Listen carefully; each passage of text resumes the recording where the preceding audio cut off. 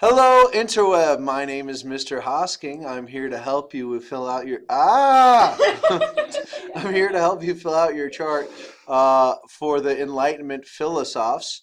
The three philosophs that I'll be talking about are John Locke, Jean-Jacques Rousseau, and Caesar Beccaria. What did I say wrong? Those are their names. Jean-Jacques Rousseau. That's his name. Say it. Say it. It sounds really good when it comes off of your tongue. It's like Jean-Jacques Rousseau. You guys at home, say it. Try it. No, no, seriously, say it because you're not saying it. You're just looking at me like I'm an idiot. Say it. Jean-Jacques Rousseau. It sounds nice coming off your tongue. But before we get to him, I would like to talk to you about John Locke. John Locke's from the United Kingdom. He was born in England, and his main idea is that man is a blank slate. He believed that man learns from experience. He learns from perception. What we see, what we experience, what we do is how man learns. So you start neither really good or bad. You start as a blank slate, and you can become either good or bad through what you experience and how you're treated by those around you. His famous book is called the Second Treatise of Government. It lays out the relationship between people and government.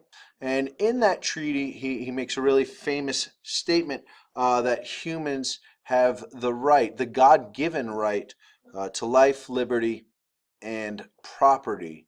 And so what influence does this have on the United States? So Thomas Jefferson wrote in our Declaration of Independence to King George that every human has the right to life, liberty, and the pursuit of happiness. And of course, Thomas Jefferson believed the pursuit of happiness was to own property. He took that right from John Locke, the ideas of our government, of the people, by the people, for the people, because people are inherently good, all come from the ideas of John Locke.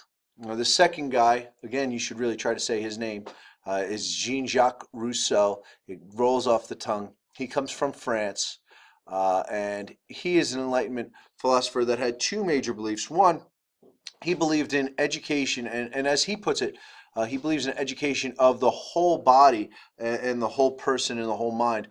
So he believes in a type of education that we see in our country today, a liberal arts education where you experience not only language, but math and science and history and health and gym, where you learn about all different subjects to try and build a wealth of knowledge about many different topics.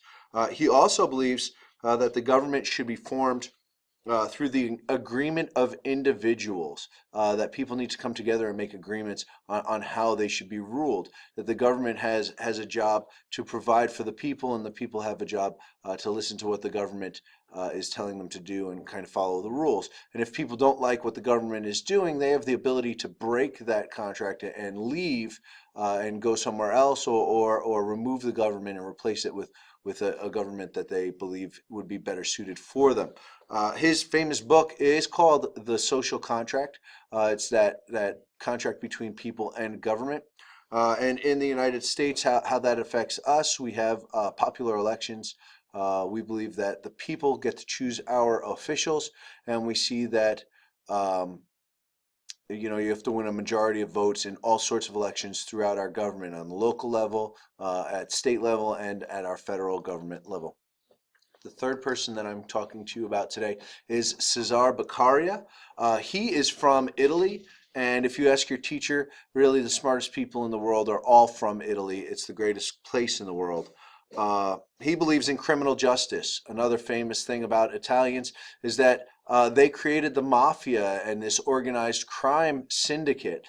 And so it really makes a lot of sense that the famous philosopher from Italy would be about criminal justice, because Italians are criminals. They're great and they're criminals. Those are the two things that you really should remember about Italians. He believes in criminal justice. He's against people being tortured. He is against the death penalty, and he is for criminals being treated fairly and having the right to a fair trial.